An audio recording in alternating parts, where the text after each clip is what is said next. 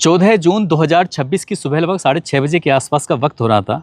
एक IPS officer जो बिल्कुल अपने काफ़िले के साथ नहीं था और बिल्कुल अकेला होता है। उन्होंने नीचे लोअर पहना हुआ है, ऊपर टी शर्ट डाली हुई है और आराम से शहर में टहलने के लिए निकल जाते हैं। इसी बीच में रास्ते में पड़ता है महिला थाना और महिला थाने की तरफ देखते हैं। देखने के बाद वो देखते क्या है कि जो मेन गेट है वहाँ पर कोई सिपाही दिखाई नहीं देता। इसके बाद थोड़ा अंदर चले जाते हैं। जब अंदर देखते हैं चारों तरफ तब भी कोई दिखाई नहीं देता। उसके बाद फिर वो थाने में और अंदर चले जाते हैं, तब भी वहाँ कोई दिखाई नहीं देता। मुंशी के दफ्तर में पहुँचते हैं तो मुंशी भी अपने दफ्तर में बैठा हुआ नहीं था। महिला थानेदार भी अपने दफ्तर में उस वक्त बैठी हुई नहीं थी। अब ऐसी स्थिति में वो देखने के लिए गए थे कि क्या पुलिस वाले अपना काम पूरी ईमानदारी से करते हैं या नहीं करते हैं, सही पे बैठते हैं कि नहीं बैठते हैं। तभी वहाँ कोई दिखाई नहीं देता है। तब दिखाई देता है उन्हें क्राइम का रजिस्टर, और जैसे क्राइम का रजिस्टर दिखाई देता है तो उस रजिस्टर को अपने हाथ में पकड़ते हैं। हाथ में पकड़ने के बाद वहाँ से चुपचाप निकल जाते हैं। जैसे निकलते हैं उसके बाद फिर अपने जब सीट पर बैठ जाते हैं, सीट पर बैठने के बाद सबसे पहले दिमाग में आता है कि हाँ, ये सुबह सुबह जब घूमने के लिए निकले थे तो क्राइम रजिस्टर लेके आए थे। यानी कि फिर महिला थाने को फ़ोन किया जाता है और महिला थाने में होती हैं उस वक्त एसएचओ सीता सिंह। सीता सिंह से कहा जाता है कि जो क्राइम रजिस्टर है ना अपना, वो उसे लेके आ जाओ।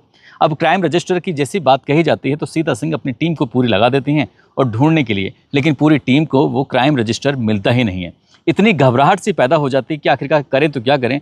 अब थाने के अंदर जो जितने भी सीसीटीवी कैमरे लगे हुए हैं उन सीसीटीवी कैमरे को देखा जाता है और देखने के बाद फिर पता चलता है कि सुबह सुबह कप्तान यानी कि सादा वर्दी में आए थे, ऊपर टी शर्ट पहनी हुई थी, नीचे लोअर पहना हुआ था, वो ही लेके चले गए। अब जाकर सीता सिंह जाकर अपनी सफाई देना शुरू कर देती हैं, लेकिन सफाई देने से बहुत बात आगे बढ़ चुकी थी। यहाँ पर तैनात होते हैं 19 पुलिस कांस्टेबल। सबका पूरे थाने का एक तरह से तबादला कर दिया जाता है और इस बात की चर्चा हो जाती है चारों तरफ कि देखो कप्तान साहब हो तो ऐसे हों, 24 घंटे अलर्ट रहते हैं। लेकिन वो इतने अलर्ट रहते हैं, इतनी तारीफ होती हैं, लेकिन एक वक्त तो तारीफ हो रही है और एक वक्त ऐसा भी आता है कि पूरा देश उनकी उस बात को लेकर तरह तरह की बातें कर रहा है। बातें कुछ ऐसी कर रहा है कि 6 सेकंड का एक वीडियो होता है, भीड़ में कुछ लोग बैठे हुए हैं, हालांकि पुलिस वाले भी वहाँ पर मौजूद होते हैं। अचानक ही ये Avinash Kumar Pandey IPS officer 2015 batch के आते हैं। आने के बाद एक के बाद एक 3 थप्पड़ मारते हुए निकल जाते हैं। यहाँ से उनका दिल नहीं भरता है तो सड़क पर खड़े हुए जो सामान कुछ पड़ा हुआ है, सामान को देखते हैं, पानी की बोतल जो खाली पड़ी हुई उन पर लात मारते हुए कहते हैं कि साले यहाँ गंदगी करके चले गए। ये भी रिकॉर्ड हो जाता है। इसके बाद 21 सेकंड का एक और वीडियो होता है। बंदी वाहन होता है, बंदी वाहन को खुद से खोलते हैं बड़े गुस्से में। खोलने के बाद अंदर जाते हैं, अंदर बैठे हुए शख्स को एक के बाद एक थप्पड़ मारते हैं।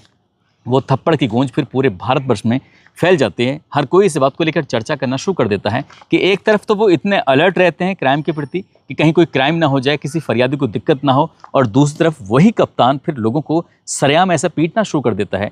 क्या है इस पूरे घटनाक्रम के पीछे की कहानी, आज की इस कहानी के माध्यम से जानने और समझने की कोशिश करते हैं। आदाब, नमस्कार, सत श्री अकाल। मैं उस्मान सैफी। उत्तर प्रदेश के ज़िला मेरठ में एक थाना लगता है टीपी नगर थाना क्षेत्र में गगन एनक्लेव एक जगह लगती है। ये तारीख है 15 मई 2026 की सुबह 9:45 के आसपास का वक्त हो रहा था।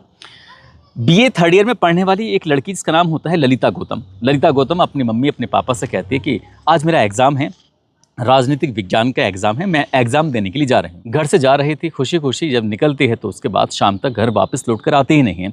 माँ परेशान हो जाती है। माँ ने सबसे पहले पति से कहा कि देखो बेटी नहीं आई है, ललिता सुबह एग्ज़ाम देने के लिए निकली थी लेकिन अभी तक वापस लौट कर नहीं आई है।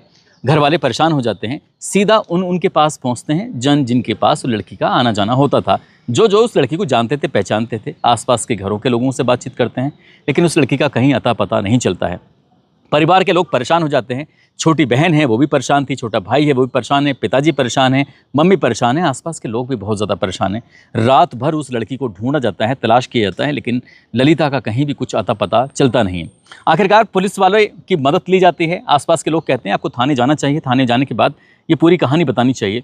अब पिताजी सीधे थाने जाते हैं और थाने जाने के बाद एक लेटर दिखाते हैं। एक बातचीत करते हुए कहते हैं कि साहब 11 मई 2026 को मेरी बेटी ने एक लेटर लिखा था, उसकी तारीख भी देखो इसमें पड़ी हुई है और किताब में लेटर रखा हुआ था।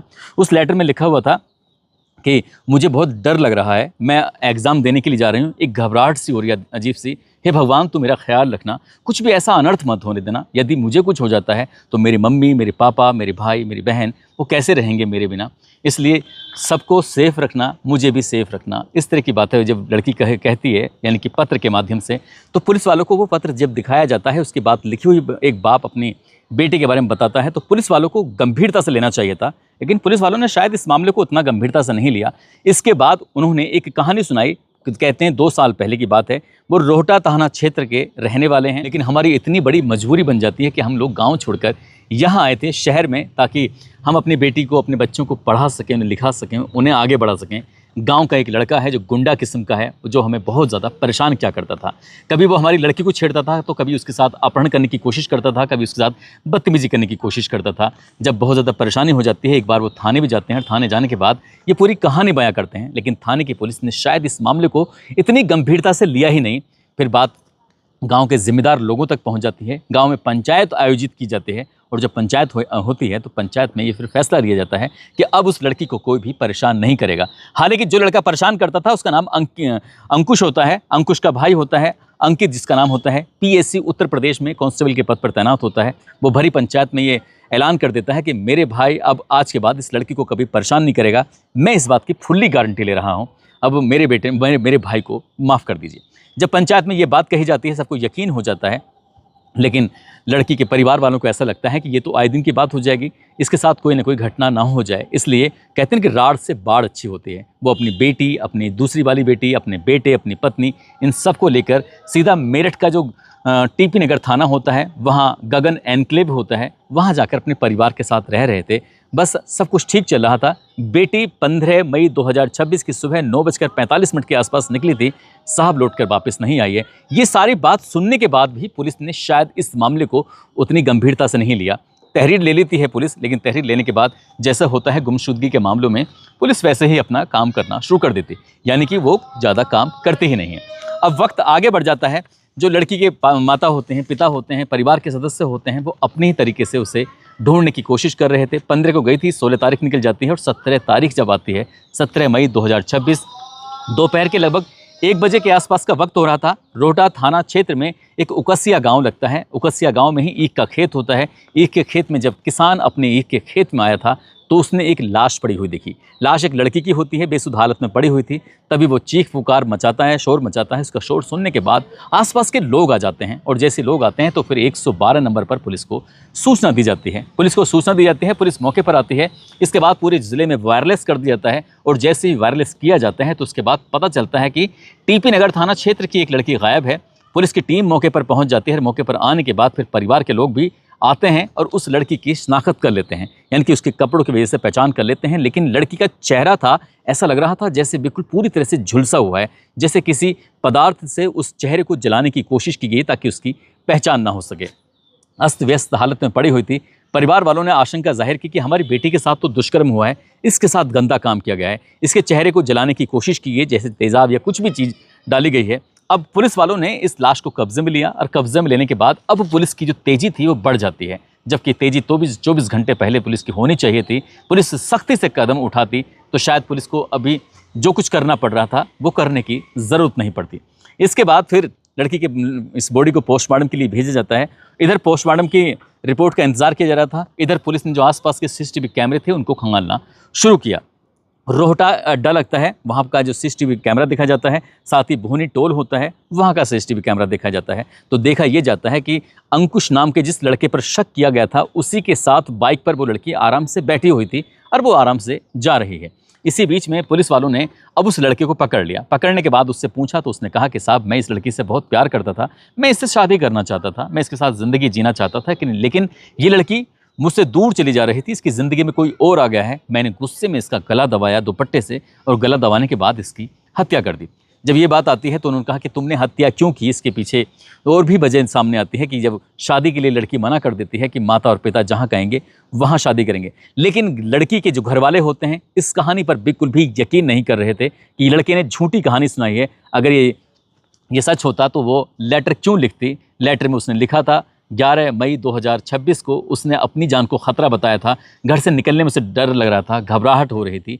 घर वाले परेशान हो जाते हैं और कहने लगते हैं कि इस मामले में आप निष्पक्ष जांच करिएगा, और जो भी इसमें एक आरोपी तो इस काम को कर नहीं सकता, इसमें ज़रूर कोई ना कोई और आरोपी शामिल होंगे, आप इस मामले की जांच पड़ताल कर लीजिए। बस इतना होना था। उसके बाद फिर पुलिस वालों पर लगातार दबाव बढ़ने लगता है। अब पुलिस वालों को भी तहरीर दे दी जाती है, जिसमें 2 सगे भाई होते हैं। एक का नाम अंकुश होता है जो मुख्य आरोपी होता है, जो पीएससी में होता है। अंकित, उसका भी नाम दिया जाता है। साथ ही निशांत उर्फ हनी का भी नाम दिया जाता है। निशांत उर्फ हनी का नाम इसलिए दिया जाता है कि कुछ दिन पहले एक गाड़ी का इस्तेमाल किया गया था इस लड़की के अपने साथ ले जाने के लिए, उसको कहीं घुमाने के लिए या फिर जो भी कुछ करने के लिए। लेकिन जब पुलिस वालों के पास इसका नाम आता है तो इसकी CDR निकलवाई जाती है, लोकेशन निकलवाई जाती है, साथ ही कुछ चश्मदीद भी आ जाते हैं, आकर कहते हैं कि साहब ये हमारे साथ हरिद्वार और केदारनाथ की यात्रा पर निकला हुआ था। आपको यकीन नहीं आता तो ये फ़ोटो देख लीजिए, वीडियो देख लीजिए। जब फ़ोटो और वीडियो दिखाए जाते हैं तब इस हनी उर्फ निशांत का नाम तो निकाल दिया जाता है कि वो तो होता नहीं है, लेकिन पुलिस वाले फिर इस अंकुश को ही पकड़ते हैं और अंकुश को पकड़ने के बाद फिर अपना जो भी कार्रवाई होती है, उधर पोस्टमार्टम की रिपोर्ट आ जाती है। पोस्टमार्टम की रिपोर्ट से ये क्लियर हो जाता है कि लड़की का गला दबाकर उसकी हत्या की गई है, दुष्कर्म जैसी घटना नहीं हुई है या उसके चेहरे को जलाने की कोशिश नहीं हुई है। फिर भी पुलिस ने एहतियात के तौर पर कुछ स्लाइड रख ली सुरक्षित, और रखने के बाद फॉरेंसिक टीम को दिया और जांच पड़ताल में जुट जाती हैं ताकि पता किया जा सके कि क्या वाकई इसके साथ गलत काम तो नहीं हुआ, यानी कि दुष्कर्म तो नहीं हुआ है। परिवार के लोग इकट्ठा होते हैं, इकट्ठा होने के बाद DM, SSP, ADM इनके नाम ज्ञापन देते हैं और ज्ञापन देने के बाद वो कुछ मांगे करते हैं, और मांग उनकी सबसे पहली होती है कि जो आरोपी है अंकुश, उसके घर पर बुलडोजर चलाया जाए, उसके खिलाफ बहुत बड़ी कार्रवाई होनी चाहिए, उसका एनकाउंटर भी होना चाहिए। वो मांग करते हैं कि अंकुश अकेला इस काम को अंजाम नहीं दे सकता, अंकुश के साथ और जितने भी लोग हैं उन सबकी गिरफ्तारी होनी चाहिए, गिरफ्तारी होने के बाद उनको पकड़ो और पकड़ने के बाद उनको जेल भेजा जाए। साथ ही जो इसमें SC और ST एक्ट की धाराएं बढ़ाई जाएं और परिवार के सदस्यों को किसी एक सदस्य को नौकरी भी मिलनी चाहिए, और वो कहते हैं कि परिवार की उचित सुरक्षा भी होनी चाहिए, क्योंकि परिवार इतना डरा हुआ, सहमा हुआ, पहले ही अपना गाँव छोड़ा हुआ था, अब तो मर्डर हो चुका है, अब तो परिवार के लोगों को और ज़्यादा खतरा बढ़ गया है। लेकिन पुलिस वालों ने शायद इस मामले को उतना गंभीरता से लिया ही नहीं। पुलिस वाले अपना काम करते रहे, 3-4 दिन लगातार अखबारों में खबर छपती रही। इसी बीच में जो गंगानगर में एक यूनिवर्सिटी है, उसके अंदर एक लड़की के साथ कुछ हादसा हो जाता है। पुलिस वालों की टीम फिर उसमें लग जाती है और मीडिया का ध्यान उधर चला जाता है और मीडिया का ध्यान इधर से हट जाता है। पुलिस वाले अपनी जाँच कर रहे थे और जाँच के दौरान फिर 2 नाम और सामने आते हैं। एक नाम होता है आदेश का, जिसने साक्ष्य को मिटाने में इस लड़के की यानी कि अंकुश की मदद की। दूसरा जो इसका सगा भाई जिसके खिलाफ तहरीर आई हुई भी थी, जिसका नाम अंकित होता है, जो PSC में होता है, उसने दरअसल इस हत्यारे को अपने यहाँ पर शरण दी थी, उसको भी पुलिस आरोपी बना देती है। और इसके बाद फिर पूरा मई का महीना बीत जाता है, जून का पूरा महीना बीत जाता है। अब फिर ये जुलाई आता है और तारीख आती है 8 जुलाई 2026 की। दोपहर का वक्त हो रहा था, लगभग 12:30 या 1 बजे के आसपास का समय हो रहा था। इस लड़की के परिवार वाले, उनके रिश्तेदार और जानकार, कुछ मिलने वाले, लगभग बहुत बड़ी संख्या में लोग इकट्ठा होते हैं चौधरी चरण सिंह पार्क में मेरठ में। और इकट्ठा होने के बाद वहीं से एक सलाह मशवरा करते हैं कि हम सब लोग एक साथ इकट्ठा होने के बाद कलेक्ट्रेट की तरफ जाएंगे। कलेक्ट्रेट में DM साहब से मिलेंगे, SSP साहब से मिलेंगे और मांग करेंगे। मांग करने के बाद जो इसमें बाकी हत्यारोपी हैं उनके खिलाफ भी कार्रवाई होनी चाहिए। जो अंकुश का भाई अंकित है, जो PSC में है, उसकी भी गिरफ्तारी होनी चाहिए, उसकी मां की भी गिरफ्तारी होनी चाहिए, सुरक्षा की व्यवस्था होनी चाहिए, बुलडोजर, इस तरह की जो कुछ मांगे थी, उस मांगों को लेकर जब ये बहुत बड़ी संख्या में लोग इकट्ठा होकर सीधा कलेक्ट्रेट की तरफ जा रहे थे, भीड़ को देखने के बाद पुलिस वाले समझ जाते हैं और तुरंत ही तत्काल प्रभाव से गेट लगा देते हैं। जैसे मेन गेट लगाया जाता है, जो भीड़ होती है वो सड़क पर ही रुक जाती है। अब सड़क पर रुकने के बाद फिर ये वायरलेस भी कर दिया जाता है कि कुछ लोग बड़ी संख्या में आए हुए हैं, ललिता गौतम के परिवार वाले हैं और हंगामा कर रहे हैं।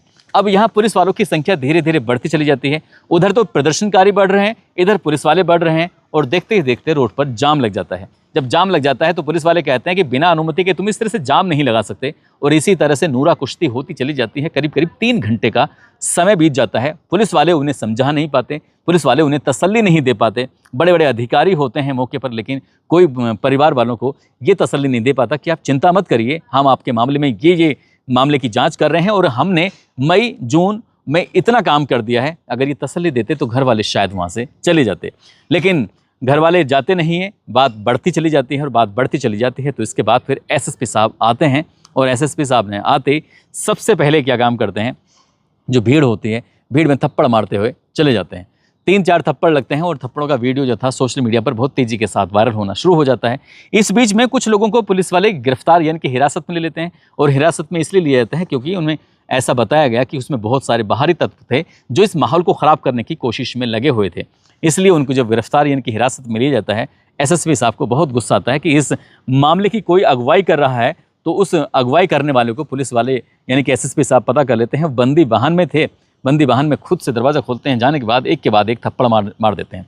और जैसे थप्पड़ मारते हैं तो जिसको थप्पड़ मारे गए थे उसको बहुत ज़्यादा गुस्सा आता है, उसको तकलीफ़ होती है, जिसका नाम रवि गौतम होता है। रवि गौतम फिर यहाँ अपना गमछा अंगोछा टाइप के जो होता है उसे निकालता है। निकालने के बाद उसको बांधने की कोशिश कर रहा था, कह रहा था कि मैं अपनी जीवन लीला समाप्त कर रहा हूँ, मेरी बहुत ज़्यादा बेइज्जती की गई है।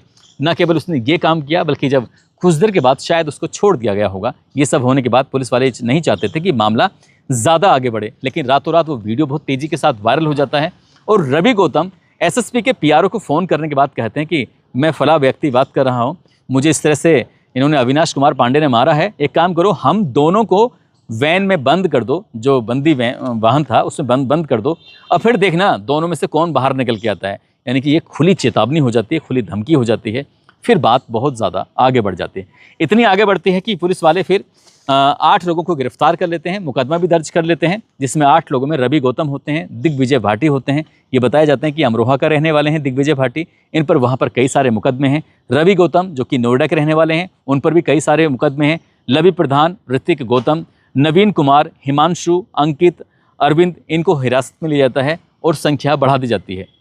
लगभग 13 के आसपास नामजद होते हैं, 50 अज्ञात होते हैं और उन पर यह भी आरोप लगाया जाता है कि सोशल मीडिया पर ये भ्रामक दुष्प्रचार कर रहे हैं और पूरी जनता को पुलिस के खिलाफ खड़ा कर रहे हैं। इस तरह की बात थी और फिर पुलिस ने फिर और संख्या बढ़ने लगती है और हिरासत में लेना शुरू कर देते हैं। लेकिन ये सब जब हो जाता है तो पुलिस वालों के सामने और भी चुनौती इसलिए बढ़ जाती है कि पूर्व मुख्यमंत्री मायावती भी बयान देती हैं।